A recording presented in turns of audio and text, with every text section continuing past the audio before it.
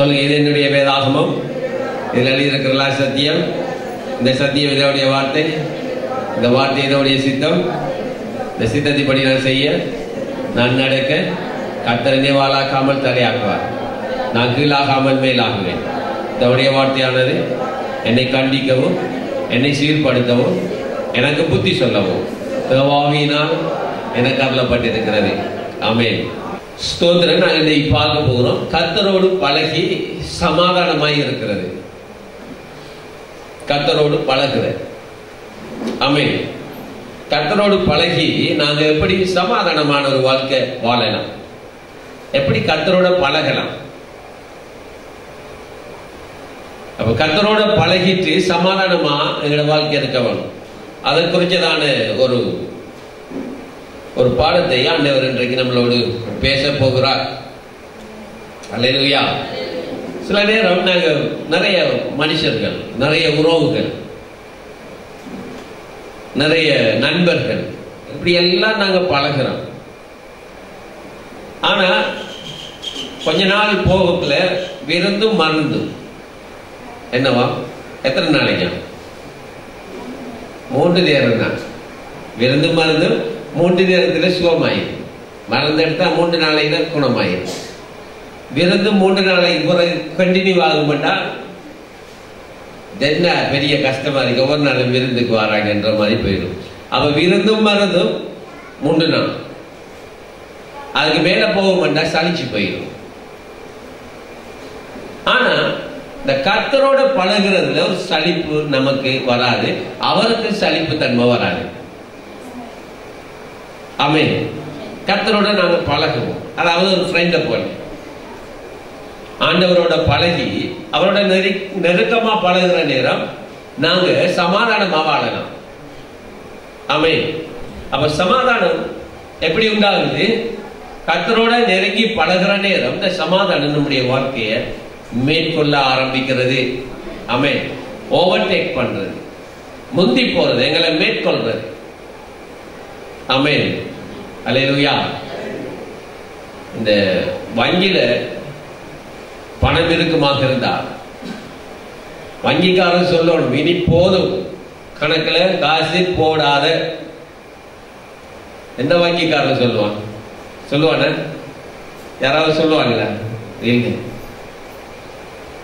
வங்கிக்காரனே போதும், இனி கணக்குல பணம் போடாத, கணக்கு வைக்கிறது இல்லை, எத்தனை சைபர் கூட்டி போனாலும் இது முடியுது இல்லை, நிப்பாட்டு என்று சொல்லக்கூடிய அளவுக்கு ஓவர்டேக் பண்றது. போதுமாக, அதாவது எங்களை எல்லாம் மேற்கொள்றது. நான் ஒரு உதாரணத்துக்கு சொன்னேன், சமாதானம் எங்களை மேற்கொள்ள வேண்டும். ஆமென். இந்த சமாதானம் எங்களை மேற்கொள்றதுக்கு கர்த்தரோட நாங்க பழக வேணும், நெருக்கமா பழக வேணும். கர்த்தரோட பழகி சமாதானமாயிரும். ஆமென். அல்லேலூயா. யோபு புஸ்தகம் 22ஆம் அதிகாரம் 21வது வசனம். யோபு 22:21. நீர் அவரோட பழகி சமாதானமாயிரும், அதனால் உமக்கு நன்மை வரும்.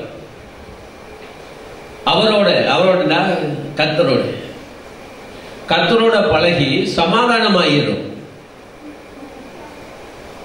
நீ அவரோடு பழகி சமாதானமாயிரும், அதனால் உமக்கு நன்மை வரும்.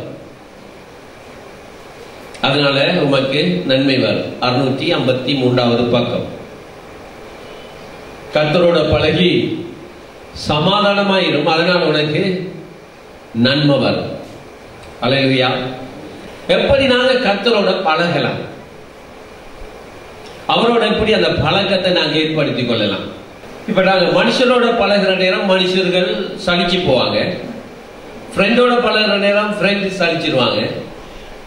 சில நேரம் தாய் தகப்பனோட கூட நேரம் இருந்து அவங்களோட கழிச்சிட்டு இருந்தாலும் அவங்களும் சலிச்சு போறாங்க. கொஞ்சம் பேசாம சும்மா போய் படி அப்படி எல்லாம் சொல்றது நான் பார்த்திருக்கிறேன். ஏன் இது ஒரு சலிப்பு தன்மையை ஏற்படுது. ஆனா கர்த்தரோட பழகிறது அப்படி அல்ல. கர்த்தரோட பழகிறது என்ன? எங்களோட வாழ்க்கையில சமாதானத்தை அது பெருக பண்ணுகிறது. ஆமென். அப்ப அவரோட பழகிறதுக்கு வழிதான் என்ன? எப்படி நாங்க அவரோட பழகலாம்? எப்படி அவரோட நாங்க பழகி அவரோட நடக்கலாம்? கர்த்தரோட எப்படி கர்த்தரை எங்க பார்க்கிறது, அவரை எங்க கண்டுபிடிக்கிறது? உபவாசத்துல போனாலும் அவரை காணல, ஆராதனை போனாலும் காணல, வீட்டுல போனாலும் காணல. அப்ப அவரை எப்படி பார்க்கலாம்? கர்த்தரை நாங்க எப்படி பார்த்து அவரோட பழகலாம்? அப்ப கர்த்தரோட பழகிறதுக்கு ஒரே ஒரு வழி இருக்கு. என்னன்னு சொன்னால் அவருடைய வசனம். அல்லேலூயா. வார்த்தையில தான் அவரை பார்க்க முடியும், வசனத்தில தான் அவரை பார்க்க முடியும். அப்ப அவரோட நாங்க பழக வேணுமாக இருந்தா அவருடைய வார்த்தையில தான் அவரோட பழக முடியும். அவர் வார்த்தையாக இருக்கிறது. அவர் ரத்தத்தில் துவைக்கப்பட்ட வஸ்திரத்தை உடுத்திருந்தார். அவருடைய நாமம் தான் அவருடைய வார்த்தை. ஆதியிலே வார்த்தை இருந்தால் அந்த வார்த்தை தேவனிடத்தில் இருந்தால் அந்த வார்த்தை தேவனாய் இருந்தது. வார்த்தை தான் தேவன். அப்ப இந்த வார்த்தையோட நாங்க பழகிட்டோம் சொன்னால் அவரோட பழகிறதுக்கு சமமாய் இருக்கிறது. கர்த்தரோட நாங்க பழக முடியும். ஆமென். அவரோட பழகி நீ அவரோட பழகி சமாதானமாயிடும், அதனால் உமக்கு நன்மை வரும். அதனால என்ன வருமா? நன்மை வரும். சொல்லுங்க, சத்தமா சொல்லுங்க. நன்மை வரும். எதனால வருமா? கர்த்தரோட பழகிறதுனால. எப்படி பழகலாம்? அவருடைய வார்த்தையினால, வார்த்தையோடு, அவருடைய வசனத்தோடு, அவருடைய வார்த்தையோடு பழகி, அவருடைய வார்த்தையோடு பேசி, அவருடைய வார்த்தையை தியானம் பண்ணி, அவருடைய வார்த்தையை நாங்க கதைக்கிற பொழுது நாங்க கர்த்தரோடு பழகிற நல்ல உறவை நாங்க ஏற்படுத்திக் கொள்ளுகிறோம். கர்த்தரோட நாங்க பழகி கொள்ளுகிறோம். அப்படி கர்த்தரோட பழகிற நேரம் என்ன நடக்குது? சமாதானங்களை மேற்கொள்ளுகிறது. சமாதானம் என்ன செய்யும்? சமாதானம் சந்தோஷத்தை தரும், சமாதானம் சுகத்தை தரும், சமாதானம் ஆசீர்வாதத்தை தரும், சமாதானம் வெற்றியை தரும், சமாதானம் ஆரோக்கியத்தை தரும், சமாதானம் செழிப்பை தரும், சமாதானம் மகிழ்ச்சியை தரும், சமாதானம் கொழுத்த கன்றுகளை போல் மாற்றும். ஆமென். அல்லேலூயா. சமாதானம் மன மகிழ்ச்சியை கொடுக்கும். சொல்லுங்க, மன மகிழ்ச்சி. மன மகிழ்ச்சி என்னவா? நல்ல ஔஷதம். மன மகிழ்ச்சி நல்ல ஔஷதமாய் மருந்தாக மாறுகிறது. இதனால வருகிறது, சமாதானத்தினாலதான் இதெல்லாம் உண்டாகிறது. எப்படி உண்டாகிறது? அவரோட நாங்க அந்த வார்த்தையோட பழகிற பொழுது, அந்த வார்த்தையை எடுத்து பேசுகிற பொழுது, அந்த வார்த்தையை தியானம் பண்ணுகிற பொழுது இந்த சமாதானம் எங்களோட வாழ்க்கை மாறும். நாங்க அவரோட பழகிற நேரம் என்னென்னலாம் வரப்போகிறது, என்னென்ன நன்மை, என்னென்ன ஆசீர்வாதங்கள் உண்டாக போகிறது என்பதை தான் நாங்கள் இன்றைக்கு பார்க்க போகிறோம். அல்லேலூயா. அவர் வாயிலிருந்து பிறந்த வேத பிரமாணத்தை ஏற்றுக்கொண்டு அவர் வார்த்தைகளை உங்களுடைய இருதயத்திலே வைத்துக் கொள்ள வேண்டுகிறேன். அவருடைய வாயிலிருந்து வந்த வார்த்தைகள், அவருடைய வாயிலிருந்து புறப்பட்ட அந்த வார்த்தை, அதாவது வேத பிரமாணம், அவருடைய வார்த்தை. இந்த வார்த்தை என்ன செய்யலாம்?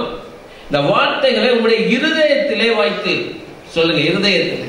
அப்ப வார்த்தைகள் இருதயத்துக்குள்ள போகுமாக இருந்தா அந்த வார்த்தைகள் வெளியில வார ஒரு சிஸ்டம், அந்த வார்த்தைகள் வெளியில போகிற ஒரு வழி இருக்கிறது. அது என்ன வழி? வாய் வழியாக. வாய் வழியாக ஒவ்வொரு வார்த்தையும் வெளியில போறதில்ல, வாய் வழியாக அந்த வார்த்தைகளை நாங்க பேசினால், கதைத்தால், சொன்னால், அந்த வார்த்தைகளை நாங்கள் எடுத்து பேசுகிற பொழுது, தியானம் பண்ணுகிற பொழுது கர்த்தரோட பழகிற ஒரு நல்ல ரிலேஷன்ஷிப், நல்ல உறவு நமக்குள்ள உண்டாகிறது. அல்லேலூயா. அவருடைய வேத பிரமாணத்தை எடுத்து, அவருடைய வாயிலிருந்து பிறந்த அந்த வேத வார்த்தைகளை எடுத்து அவருடைய இருதயத்துக்குள்ள வைத்து, அந்த இருதயத்துக்குள்ள போன வார்த்தைகளை எடுத்து திரும்பவுமாக பேசுகிற பொழுது ஒரு மாடு அசைவு போடுற மாதிரி. மாடு என்ன செய்யும்? புல்ல நல்லா மேயும். நல்லா மேய்ஞ்சிட்டு ஒரு இடத்துல ஒரு 2 மணியாக ஒரு நல்ல நிழலுக்கு போயிடும். காலை முழுவதும் மேய்ஞ்சிட்டு ஒரு 2 மணியாக நல்ல ஒரு நிழலில் போய் அது நிழலில் படுத்துறது. என்னென்னலாம் போட்டு விழுங்கிச்சோ அவளை எல்லாத்தையும் கொஞ்சம் கொஞ்சமாக எடுத்து அசை போடும். அசை போடுறோன்னே வாயை போட்டு ஆட்டும். அசை போடுறது அது வாரலாம் பார்க்கறேன். இந்த இப்படி தெரியும், அதுக்குள்ள வாரம் வந்தாலே அது இந்த பக்கம் போகும். எடுத்து அசை போடும். அசை போட்டு என்ன சொன்னா திரும்ப அதை உள்ளுக்கு அனுப்பிடும். திரும்ப அடுத்த எடுக்கும். அப்படி எடுத்து அசை போட்டு திரும்ப திரும்ப அனுப்பி என்ன செய்யும் என்று சொன்னால், முழுவதும் அசை போட்டு அங்கே ஒரு கூலாக ஒரு பல்காக அதனுடைய சர்ரத்துக்குள்ளே வயிற்றுக்குள்ளே போன உடனே அந்த வயிற்றில் இருக்கிற அந்த சிஸ்டங்கள் என்ன செய்யும் சொன்னால், அந்த அசை போட்ட உணவு அவ்வளவே அப்படி உறிஞ்சி எடுத்து இரத்த பகுதிக்கு அனுப்பிடும். சர்ரத்துக்கு தேவையான அவ்வளவு சத்துக்களையும் அதை எடுத்து தன்னுடைய சர்ரத்தில் அனுப்பிட்டு வெறும் சக்கையை அனுப்பிடும். இதே போலத்தான் இன்றைக்கு எங்கட வாழ்க்கையில் இந்த அசை போடுதல், அசை போடுறது, சொல்லுங்க, அசைவு போடுறது. ஆமேன். எடுத்து அதை திரும்ப திரும்ப மண்டு சாப்பிட்டு உள்ளுக்கு அனுப்பி அதனுடைய இருக்கிற எல்லா ஊட்டச்சத்துக்கள் எல்லாவற்றையும் சர்றத்துக்கு எடுத்துட்டு அதில் கழிவு அனுப்பிடும். அதே போலத்தான் இந்த தேவனுடைய வார்த்தை, அவர் வாயிலிருந்து பிறந்த வேத பிரமாணத்தை ஏற்றுக்கொண்டு அவர் வார்த்தைகளை உம்முடைய இருதயத்திலே வைத்துக்கொள்ள வேண்டுகிறேன். அப்போ தேவனுடைய இருதயத்திலிருந்து புறப்பட்ட வார்த்தைகளை எடுத்து வாயில பேசுகிற நேரம் நாங்கள் தேவனோட ஒரு நல்ல பழக்கம் உண்டாகிறது, ஒரு நல்ல உறவு உண்டாகிறது, ஒரு நல்ல ரிலேஷன்ஷிப் உண்டாகிறது. அவரோட பழகிட்டோம் என்று சொன்னால் சமாதானமாக இருக்கலாம். அல்லேலூயா. சமாதானமாக வாழலாம். சமாதானமான ஜீவியம், சமாதானமான வாழ்க்கை நமக்கு உண்டாகும். அல்லேலூயா. அப்போ சமாதானமாக வாழ்றதுக்கு இந்த தேவனுடைய பிரமாணம், அவருடைய வார்த்தையோட நாங்கள் நல்ல பழக்கத்தை ஏற்படுத்தி கொள்ள வேண்டும். வார்த்தையோட ஒரு ஃப்ரெண்ட்ஷிப் பாருங்க. ஆமேன். அல்லேலூயா. ஆமேன். 23வது வசனம், நீ சர்வ வல்லவரிடத்தில் மனம் திரும்பினால் திரும்ப கட்டப்படுவீர், அக்கிரமத்தை உமது கூடாரத்துக்கு தூரமாக்குவீர். இவ அவரோட பழக சொல்றார், அப்புறம் அவருடைய வார்த்தையை இருதயத்தில் வைக்க சொல்றார், அந்த வார்த்தையை திரும்ப பேச சொல்லுகிறார். அப்படி செய்யல் என்று சொன்னா என்ன செய்யட்டாம்? மனம் திரும்பட்டாம். என்ன மனம் திரும்பட்டாம்? நீ சர்வ வல்லவரிடத்தில் மனம் திரும்பினால் திரும்ப கட்டப்படுவீர். ரிப்பண்டன்ட், மனம் திரும்புகிற ஒரு நல்ல ஒரு பகுதி. எப்படி நாங்கள் மனம் திரும்புகிற நிறைய பகுதிகள் இருக்கிறது. மனம் திரும்புறதுக்கு மனம் திரும்புறது நல்லது. மனம் திரும்பினா என்ன? திரும்ப கட்டப்படுவீர். திரும்ப கட்டி எழுப்பப்படுவோம். திரும்ப கட்டப்படும். எங்களுடைய வாழ்க்கை கட்டப்படும், எங்களுடைய சரீரம் கட்டப்படும், எங்களுடைய ஆரோக்கியம் கட்டப்படும், எங்களுடைய சமாதானம் கட்டப்படும், எங்களுக்கு வர வேண்டிய நன்மைகள் கட்டப்படும். எல்லாவற்றிலையும் ஒரு ரீப்ரோக்ராம் பண்ணி அது என்ன நடக்கும்னு சொன்னால் எங்களோட வாழ்க்கை திரும்பவும் தலைக்க ஆரம்பிக்கும். ஆமேன். அல்லேலூயா. அப்படியாக இருந்தால் வேதத்தை மறக்கக்கூடாது. மறந்துருந்தா மனம் திரும்புங்க. வேதத்தை தியானிக்கிறது மறந்துருந்தா மனம் திரும்புங்க. மனம் திரும்பிட்டா வாழ்வு நமக்கு வரும். பாருங்க, நீ சர்வ வல்லவரிடத்தில் மனம் திரும்பலாம், திரும்ப விடலாம். மனம் திரும்பினால் திரும்ப கட்டப்படுவீர். அப்ப நாங்க அவரோட பழகிறதுக்கு மனம் திரும்புதல் ஒரு முக்கியமான ஒரு பகுதியாய் இருக்கிறது. மனம் திரும்பினா நல்லம். எப்படி? நான் இனி அவருடைய வார்த்தைகளை நான் ஆழமாய் தியானிக்க போகிறேன். நான் இனி அவருடைய வார்த்தையை ஆழமாய் மெடிடேஷன் செய்ய போகிறேன், தியானம் பண்ண போகிறேன், அதை ஏற்றுக்கொள்ள போகிறேன், என்னுடைய இருதயத்துக்குள்ளே வைக்க போகிறேன், அதை எடுத்து பேச போகிறேன், அதை அசைப்பட போகிறேன், கர்த்தரோட நான் நெருக்கமாய் வாழ போகிறேன். இந்த பழக்கத்தை ஏற்படுத்தி பாருங்க, எங்களோட வாழ்க்கை சமாதானமாக இருக்கும், எங்களோட வாழ்க்கை செழிக்கும், எங்களோட வாழ்க்கையில் ஆரோக்கியம், நன்மைகள், சிறப்பு எல்லாம் உண்டாகும். அப்போ பழகிற ஒரு நல்ல பழக்கம் நமக்கு தேவை. ஆமென். அல்லேலூயா. கர்த்தருடைய வார்த்தையில் பழகுங்க. மனம் திரும்பினால் திரும்ப காட்டப்படுவீர். அப்போ இந்த மனம் திரும்பாத பட்சத்தில் எங்களோட வாழ்க்கையில் நிறைய பாதிப்புகள் உண்டாகும். என்ன பாதிப்பு? சில நேரம் குறைவு வரலாம், சில நேரம்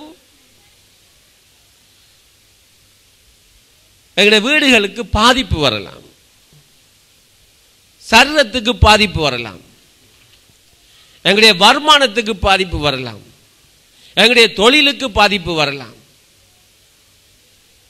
இது எப்படி இந்த பாதிப்பு இல்லாமல் உண்டு?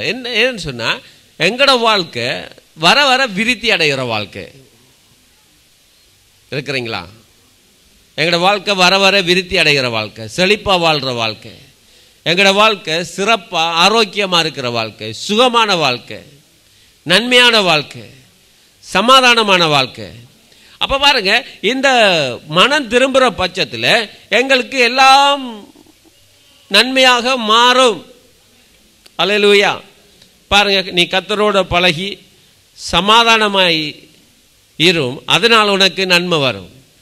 நன்மைன்னு சொன்னால் ஒரு நன்மை இல்லை, சமாதானத்தில் நன்மை, சுகத்தில் நன்மை, பொருளாதாரத்தில் நன்மை, குடும்பத்தில் நன்மை, தொழிலில் நன்மை, வேலையில் நன்மை, பொருளாதாரத்தில் நன்மை, எல்லாவற்றிலையும் இந்த நன்மைகள் நம்மை மேற்கொள்ள ஆரம்பிக்கும். நன்மைகள் வரும், நன்மைகள் மேற்கொள்ளும், நன்மைகள் எங்களுடைய வாழ்க்கையில் வரும். அல்லேலூயா. அப்போ நன்மை நமக்கு உண்டாக வேணுமாக இருந்தால் அவருடைய வார்த்தையோட நாங்கள் பழகுவோம். அவருடைய வார்த்தையோட நாங்கள் பழகி அவரோட சமாதானமாக இருப்போம். அது எங்களுடைய வாழ்க்கைக்கு பலத்த ஆசீர்வாதங்களை கொண்டு வரும். ஆமென்.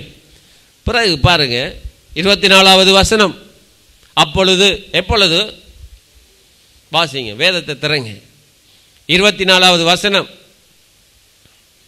24வது வசனம். அப்பொழுது சொல்லுங்க, அப்பொழுது கவனி, அப்பொழுது. அப்பொழுதுண்டா எப்பொழுது? அதை நீங்க கேட்டு பார்க்கணும். வேதம் வாசிக்க இப்படி தான் வாசிக்கணும். அப்பொழுதுண்டா எப்பொழுது? மனம் திரும்புகிற பொழுது, வேதத்தை எடுத்து தியானிக்கிற பொழுது, வேத புஸ்தகத்தை எடுத்து எங்களுடைய இருதயத்தில் வைத்து அதை பேசுகிற பொழுது, அவருடைய வார்த்தையோட பழகிற பொழுது, அதான் அப்பொழுது. அப்பொழுது சொல்லுங்க, அப்பொழுது. அல்லேலூயா. அப்பொழுது தூளை போல் பொன்னையும் ஆற்று கற்களை போல் ஒப்ரின் தங்கத்தையும் சேர்த்து வைப்பேன். தூளை போல பொன், தூளண்டா அந்த மண் மாதிரி, தூசி மாதிரி பொன்னெல்லாம் வந்துடுமா. தூளை போல பொன்னையும் ஒப்ரின் தங்கத்தையும் சேர்த்து வைப்பேன். தங்கம் எல்லாம் சும்மா வீட்டில் குமியும். தூளை போல் பொன்னையும் ஆற்று கற்களை போல், ஆற்றில் கிடக்கிற கல் மாதிரி தங்கம் வீட்டுக்கு வந்துடும். இது சத்தியம். இந்த உண்மையில் நாங்கள் இன்னும் வாழலை, இன்னும் இந்த உண்மைகளை மேற்கொள்ளலை, இந்த வாழ்க்கை எங்களுக்கு இன்னும் வரலை. ஒரு பவுல் இருந்தால் போதும், காப்பவுல் ஒரு மோதிரம் இருந்தால் போதும், இதுதான் அந்த சாட்டிஸ்ஃபை. ஆனால் வேதம் அப்படி இல்லை. பொன்னெல்லாம் தூளை போலவும் ஆற்று கற்களை போலவும் ஒப்ரின் தங்கத்தையும் சேர்ப்பு. பொண்ணை தூளை போல கல்லை போல தங்கமும் பொண்ணும் எங்களோட வீடை நோக்கி வரும். நல்ல விஷயத்தை சொல்லிட்டு இருக்கேன். தங்கமும் பொண்ணும் எப்படி வாரம் எங்களோட வீட்டுக்கு ஒரு நல்ல விஷயத்தை சொல்லிட்டு வாரேன். நீங்கள் என்ன செய்கிறீங்கன்னா, இது வேணாம் எனக்குன்ற மாதிரி. பிரச்சனையே இல்லை, வேணாட்டி தியானம் பண்ணாதீங்க, அவரோட பழகாதீங்க, அவரோட சமாதானமாக இருக்காதீங்க, அவருடைய வார்த்தையோட பழகாதீங்க. சும்மா இருந்தாலே எல்லா தரித்திரமும் வந்துடும், எல்லா குறைவும் வந்துடும், எல்லா பிரச்சனையும் வந்துடும். ஆகையினால தான் அவரோட நாங்கள் பழகிட்டா அந்த பழக்கத்தினால, அந்த பழக்கத்துக்குரியவர் யாரோட பழக்கத்தை ஏற்படுத்துகிறோமோ அவர்கிட்ட இருக்கிறதெல்லாம் சும்மா தந்துடுவாங்க. அல்லேலூயா. அப்பொழுது தூளை போல் பொன்னையும் ஆற்று கற்களை போல் ஒப்ரின் தங்கத்தையும் சேர்த்து வைப்பேன். அப்பொழுது சர்வ வல்லவர் தாமே உனக்கு பசும்பொன்னும் உமக்கு சொக்க வெள்ளியுமாய் இருப்பார். இப்போ சர்வ வல்லவர் எப்படியாம் பசும்பொன்னும் வெள்ளி, சொக்க வெள்ளி, வள்ளி மாதிரி தங்கம் மாதிரி அவரே வந்துடுவார் நமக்கு. என்ற தங்க குட்டி என்று சொல்கிறாங்க பிள்ளைகளை பார்த்து, என்ற செல்ல குட்டி, என்ற பொன் குட்டி. சொல்கிறீங்களா? தங்க குட்டி சொல்கிறீங்களா? பொன் குட்டி சொல்லாட்டியும் தங்க குட்டி சொல்கிறீங்களா? எப்படி ஒரு எங்களோட வாழ்க்கையில் இதெல்லாம் வருமன்றது வேத சத்தியங்கள் நமக்கு சொல்லி தருகிறது. நாங்கள் மெனக்கறதில்லை. என்ன மெனக்கறதில்லை? இதை வாசிக்கிறதில்லை, இதை தியானம் பண்ணுறதில்லை, இதில் ஒரு பயிற்சி இல்லாமல் போயிடுச்சு. ஏன் இல்லாமல் போனா, சபை நமக்கு போதிக்கலை, இவ்வளோ காலமும் போதிக்கலை. பிரசங்க நல்லா கத்தி சத்தம் போட்டு அல்லேலூயா ஆமேன் என்று 4 அல்லேலூயா 4 ஆமேன்னு போட்டால் வெரி குட் பிரசங்கியார். அப்போ நாங்கள் என்ன செய்ய வேணும்? அவர் தான் எங்களுக்கு சர்வ வல்லவர் தாமே உனக்கு பசும்பொன் உமக்கு சொக்கவள்ளியுமாயிருப்பார். சொக்கவள்ளி என்று சொன்னா அவர் தான் நம்முடைய பொக்கிஷம். தங்கம் வள்ளி எப்படி ஒரு பெருமதி வாய்ந்த பொக்கிஷமா இருக்கிறதோ, இந்த கர்த்தரை எங்களுடைய வாழ்க்கைக்கு அவருடைய வார்த்தை மூலமாய் பழகி அவரை நமக்கு ஒரு நல்ல பொக்கிஷமாய் நாங்கள் ஏற்படுத்தி கொள்ளுவோம். அல்லேலூயா. அப்படி ஏற்படுத்தி கொள்ற நேரம் எங்களோட வாழ்க்கையில் சிறப்பு செழிப்பு எல்லாம் தானா வந்துடும். ஆமேன். பாருங்க, நீ அவரை நோக்கி விண்ணப்பம் பண்ணி அவர் உனக்கு செவி கொடுப்பார். அப்பொழுது நீ உம்முடைய பொருத்தனையை செலுத்துவீர். என்னவாம்? அவரை நோக்கி நாங்கள் விண்ணப்பம் பண்ற நேரம், விண்ணப்பங்கள் எல்லாம் ஒவ்வொன்றும் ஒவ்வொரு சீக்ரெட் இருக்கு. விண்ணப்பம் பிரேயர், ஜெபம். நாங்கள் சில நேரம் ஜெபம் செய்வோம்.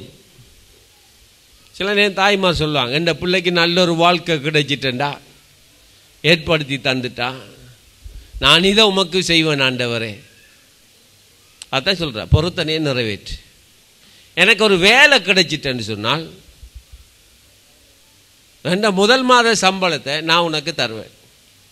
அவர் கேட்டார், உனக்கு வேலையை தரேன், நீ எனக்கு முதல் மாத சம்பளத்தை தாண்டி கேட்குறல. அவர் அப்படி சீப்பான ஆள் இல்லை. நீ பொருத்தனை பண்ணுனா சீக்கிரமா செய். சொல்லுங்க, சீக்கிரமா செய். அப்போ எப்படி நாம் பொருத்தனை பண்ணுறோம்? அவரோட பழகிட்டோம். அவரோட பழகினபடியினால அவர் உமக்கு செவி கொடுப்பார். அப்பொழுது நீ உம்முடைய பொருத்தனையை செலுத்துவீர். ஜபத்துக்கு அவர் செவி கொடுக்கிறார். பொருத்தனை பண்ணியிருந்தா அந்த பொருத்தனையை கொண்டு போய் அவருக்கு கொடு. எதுக்கு கொடுக்க? அவருடைய ராட்சியத்துக்கு, அவருடைய வேலைக்கு, அவருடைய பணிக்கு கொண்டு போய் கொடு. ஏன்னு சொன்னா பொருத்தனை மிகவும் முக்கியம். வாயிலிருந்து வருகிற வார்த்தையை கர்த்தர் கனம் பண்ணுகிறார். ஆமேன். எங்களுடைய வாயிலிருந்து போற வார்த்தையை அவர் கனம் பண்ணுகிறார். அதே நேரம் அவருடைய வாயிலிருந்து புறப்பட்ட வார்த்தையை எங்களுடைய இருதயத்தில் வச்சு அதை நாங்கள் பேசுற நேரம் அவர் கனம் பண்ற அந்த வார்த்தையை. இதுதான் சீக்ரெட், இதுதான் ரகசியம். அல்லேலூயா. ஒருத்தர் இப்படி சொன்னார் எனக்கு, உங்களுக்கு என்னடாப்பா, நீங்கெல்லாம் அறிக்கை பாஸ்டர், அறிக்கை பண்ணினா பெற்றுருவீங்க, உங்களுக்கு என்ன?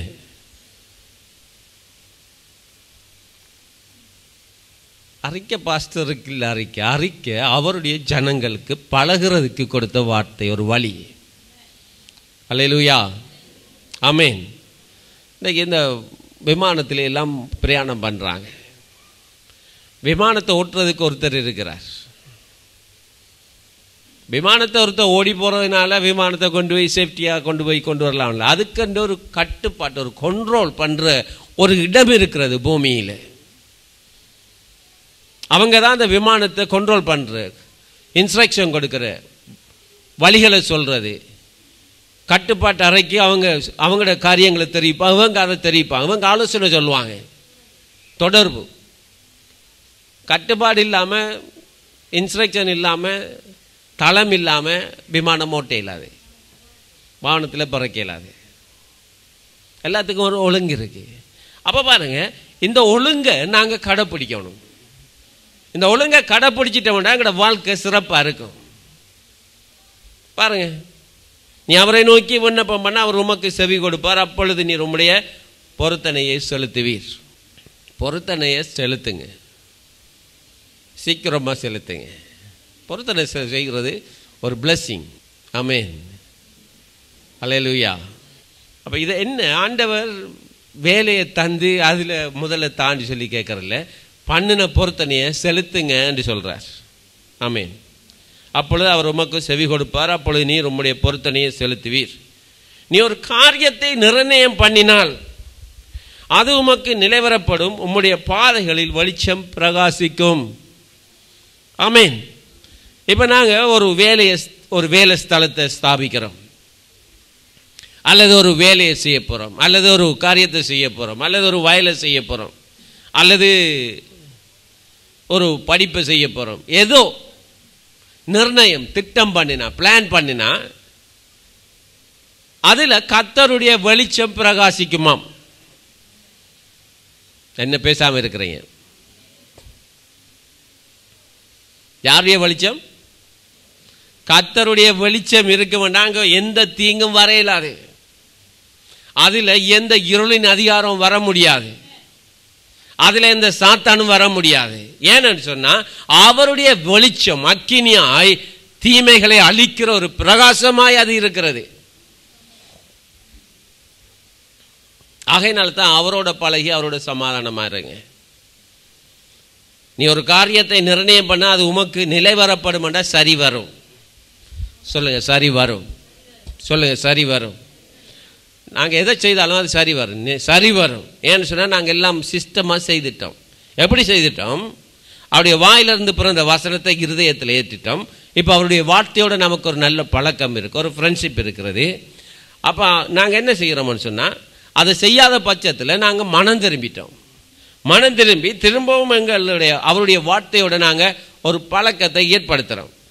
அந்த பழக்கத்தை ஏற்படுத்தி இருக்கிற நேரம் ஆசீர்வாதங்கள் எல்லாம் சும்மா வர ஆரம்பிக்குது. எப்படி தூளை போல கல்லை போல தங்கமும் பொண்ணும் வருகுது.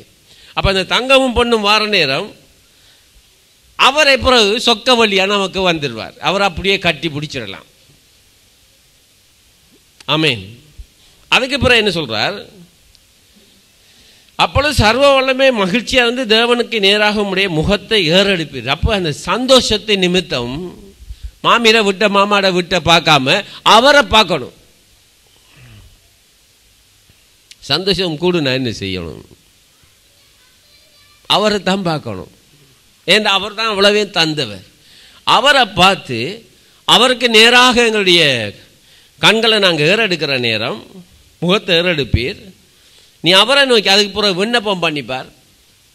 விண்ணப்பம் பண்ணால் விண்ணப்பத்துக்கு எல்லாம் அவர் என்ன செய்கிறான்னு சொன்னால் பதிலை கொடுக்கிறார். ஆனால் விண்ணப்பம் பண்ணக்குள்ள சேர்த்து பொருத்தனை பண்ணி இதை செய்வோம் இதை செய்வோம் சொல்லிட்டா அதையும் செய்துன்னு சொல்லுகிறார்.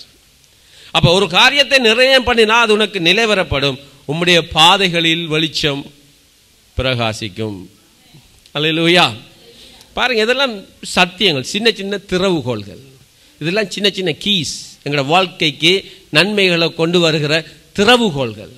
இந்த திறவுகோலை சரியாக நாங்கள் பாவிச்சிட்டோம்னு சொன்னால் எங்களோட வாழ்க்கையில் நாங்கள் வெற்றி பெற்று சமாதானமாக இருந்து சந்தோஷமாக இருந்து எங்களோட வாழ்க்கையில் ஒரு ஓவர்டேக் கர்த்தருடைய நன்மைகள் எங்களை மேற்கொண்டோம். அல்லேலூயா. அதுக்கு பிறகு என்ன சொல்றா? மனுஷர் ஒடுக்கப்படும் போது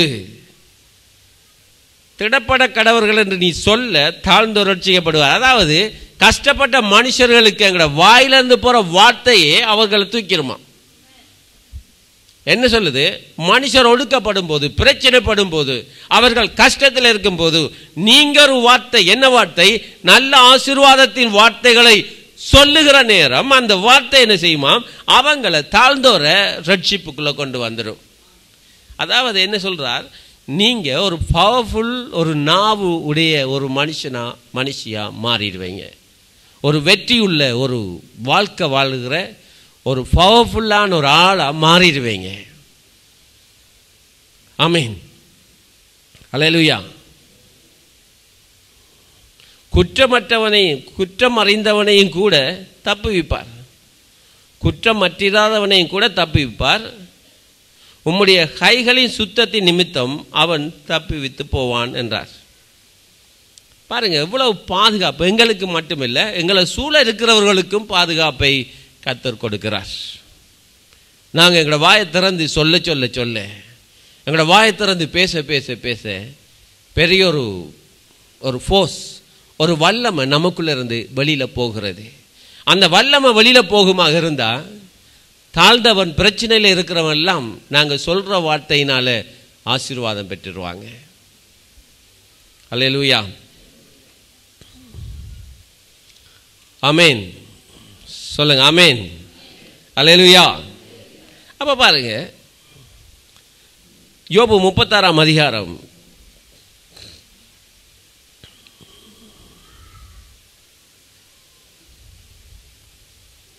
10வது வசனம் 11வது வசனம்.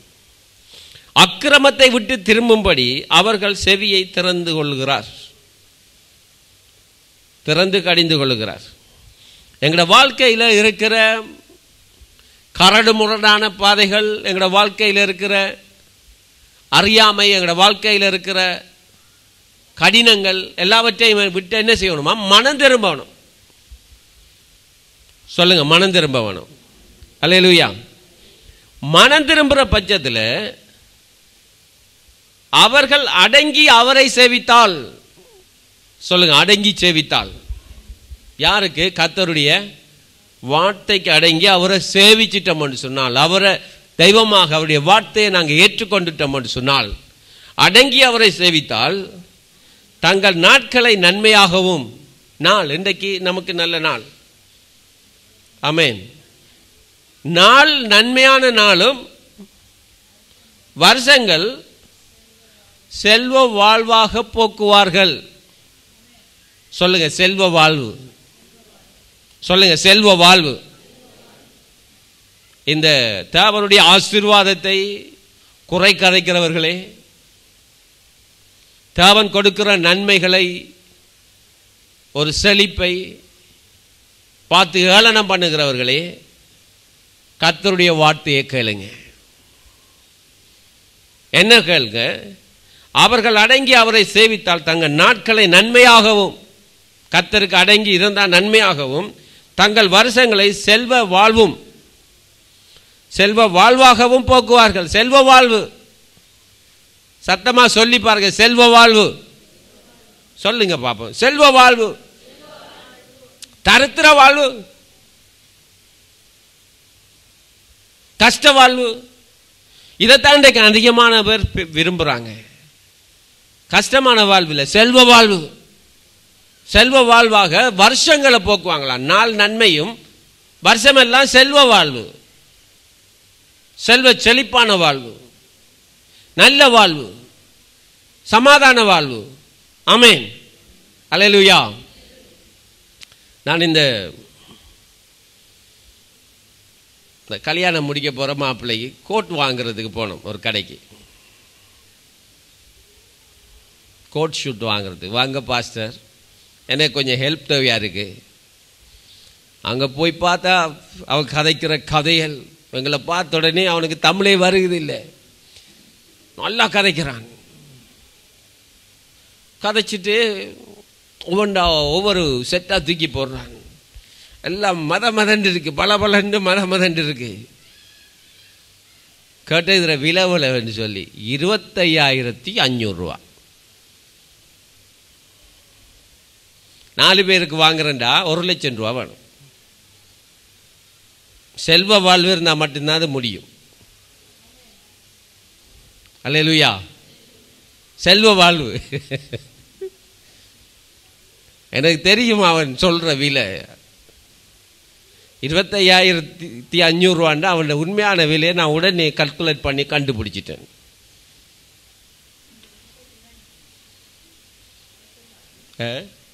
அதை சொல்ல மாட்டேன், ஆனால் அவனோட விலை அதான்.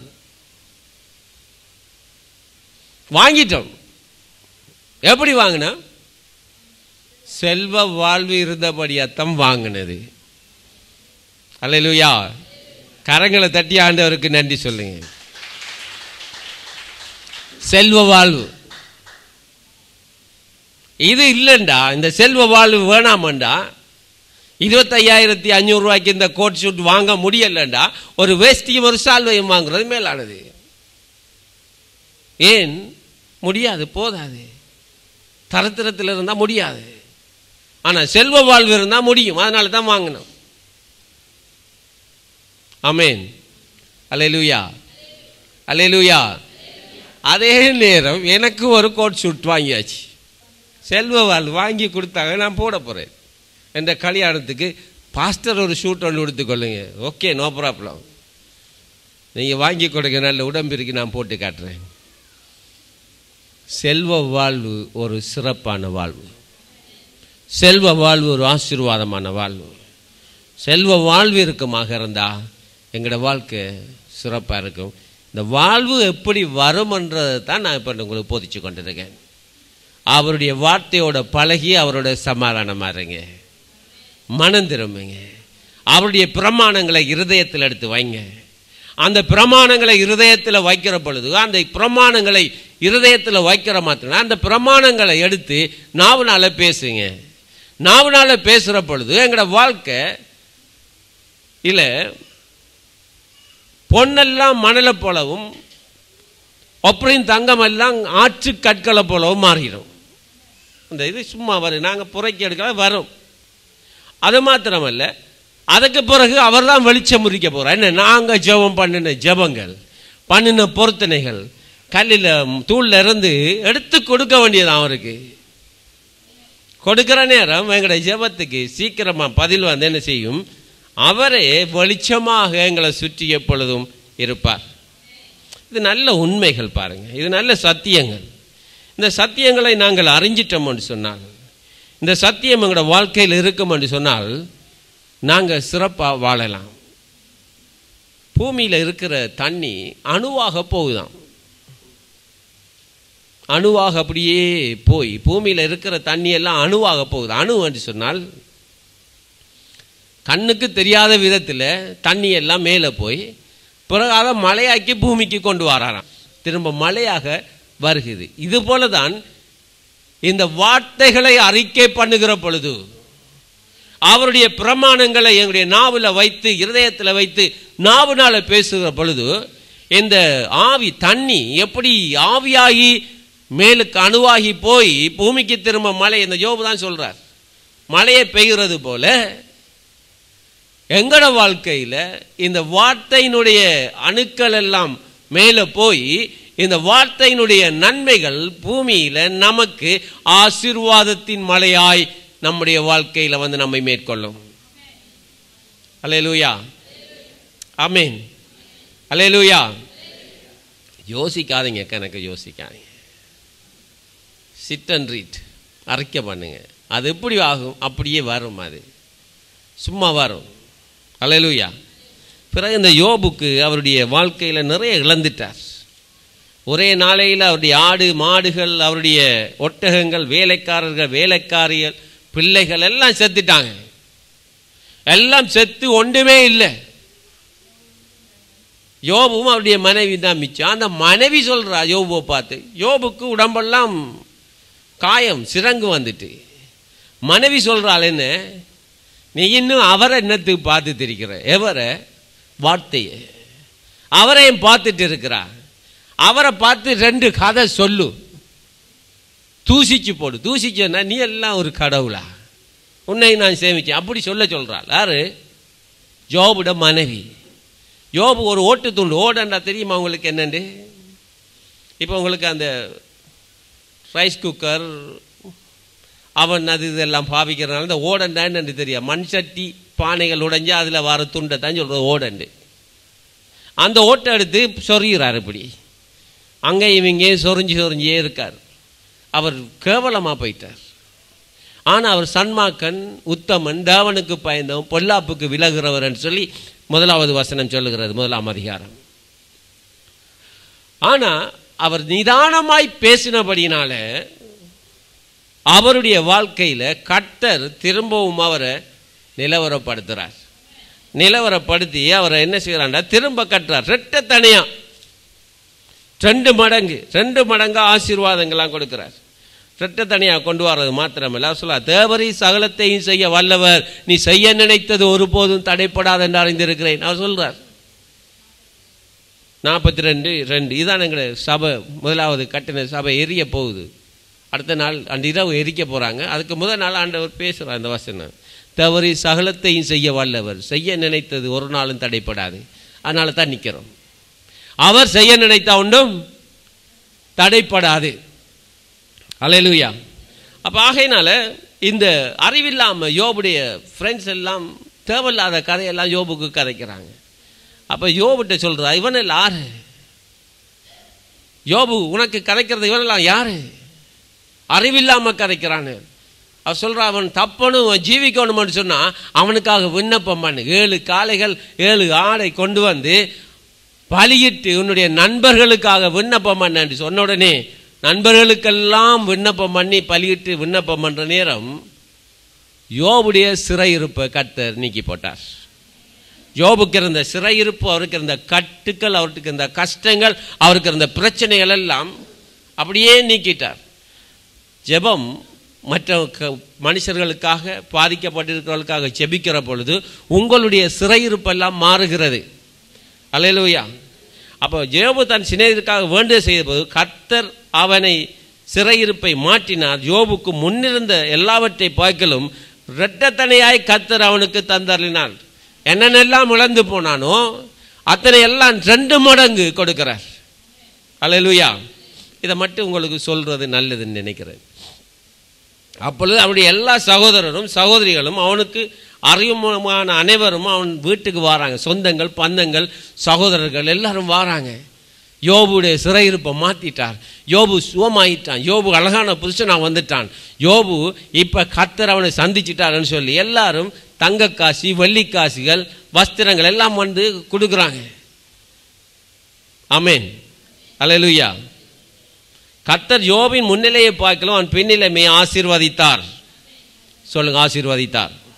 10,000 ஆடுகள், 6,000 ஒட்டகங்கள், 6,000 ஏறுகளும் 1,000 கழுதைகளும் அவனுக்கு உண்டாயின.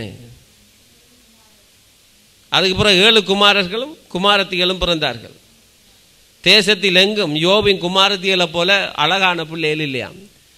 கர்த்தர் பிளஸிங் பிறக்கிற பிள்ளைகள் எல்லாம் என்னமா கொண்டு வருது, அழகா கொண்டு. இதுவும் ஆசீர்வாதம் தான். உலகத்திலேயே யோபுட பிள்ளைகளை போல அழகான பிள்ளைகள் இல்லை என்று சொல்லப்பட்டிருக்கிறது. இது எதனால? கர்த்தருடைய வெளிச்சம் உதிக்கிறதுனால. ஆமென். அப்ப பாருங்க, அப்ப தேசத்தில் எங்கும் அவருடைய பிள்ளைகளை போல இருக்கல. இதற்கு பின்பு யோபு 140 வருஷம் உயிரோடு இருந்து கர்த்தருக்குள்ள மரிச்சார் என்று சொல்லி சொல்லப்பட்டிருக்கு. 4 தலைமுறையை கண்டார். பிள்ளைகள் பிள்ளைகள் பிள்ளைகள் பிள்ளை 4 தலைமுறையை கண்டுட்டார். அப்போ இதில் நான் இந்த வசனங்களை தியானிக்கிற நேரம் இந்த யோபுடைய பொஞ்சாதியை பற்றி ஒரு கதையும் இதில் இல்லை.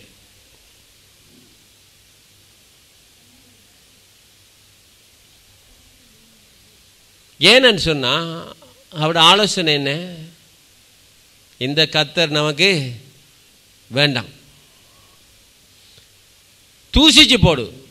நான் நினைக்கிறேன் அவள் தூசிச்சிட்டாள்னு நினைக்கிறேன். தூசித்து செத்துப்போ. இது ஒரு பயங்கரமான ஒரு அறிக்கை. அதனால தான் அவளுடைய பேர் இங்கே இல்லைன்னு நான் நினைக்கிறேன். நீங்கள் எப்படியோ நீங்களும் நினைச்சு கொள்ளுங்க. அப்போ கர்த்தர் என்ன செய்கிறார்? மனம் திரும்புதல், சிறைப்பட்டவர்களுக்கு ஜெபம் பண்ணுறது, எங்களுடைய சிறையிருப்பை மாற்றுறது, முன்னிலைமையிலும் எங்களுடைய பின்னிலைமையை 2 மடங்காய் ஆசீர்வதிக்கிறது எல்லாம் கர்த்தருடைய வார்த்தையிலிருந்தே வருகிறது. ஆமென். அப்போ நாங்கள் அவரோட பழகி அவரோட சமாதானமாக இருந்துட்டோம்ன்றதுன்னா எனக்கு நன்மை வரும். என்னுடைய வாழ்க்கை செல்வ வாழ்வாக மாறும். அல்லேலூயா. கண்களை மூடி நாங்கள் ஜெபிப்போம்.